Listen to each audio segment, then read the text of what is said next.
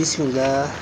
اللهم صل على محمد وعلى آل محمد كما صليت على إبراهيم وعلى آل إبراهيم، وبارك على محمد وعلى آل محمد كما باركت على إبراهيم وعلى آل إبراهيم في العالمين إنك حميد مجيد. في السوق يلتقي البائع والمشتري، وتعرض السلع والبضائع من كل نوع، وتعرض الخدمات أيضا. في السوق تدخل كل سلعة مضمار المنافسة، وتخضع لقانون العرض والطلب. لهذا قيل السوق يهرس القرون. لا يكفي البائع أن تكون سلعته ذات جودة عالية، ولا يكفي أن يكون سعرها مناسب، ولكن عليه أن يعرف الكيفية المثلى لعرضها. لهذا يقال ذوق تبيع. في السوق يكون الهرج والمرج، ويكون الجدال على مرأى ومسمع من الناس. ولهذا فإن كل من له أمرا جديا أو سريا لا يقوم به في السوق. قيل قديما الدجاجة ما تولدش في السوق.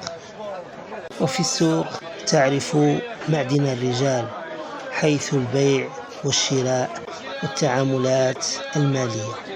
لهذا قيل اختار خوال ولادك من السوق. والتاجر الذي يدخل إلى السوق يعلم يقينا أنه متبوع بالضرائب.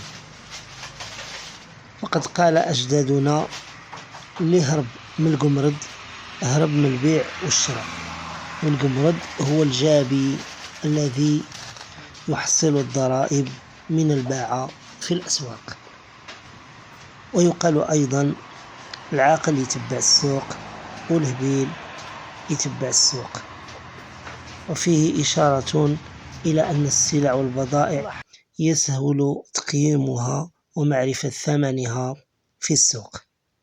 كانت هذه بعض الأمثال التي قيلت عن السوق. أتمنى أن يكون الفيديو قد أعجبكم. لا تنسوني من دعائكم.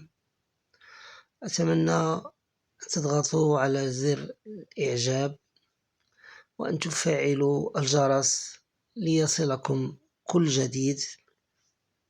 شكرا على لطف المتابعة، والسلام عليكم ورحمة الله تعالى وبركاته.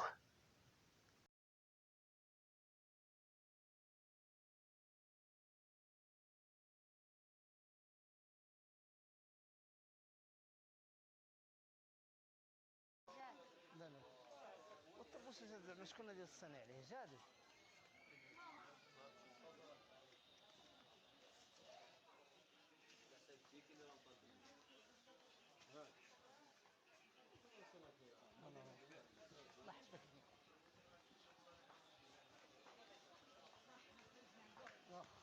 نشوف هذه فين نديرها.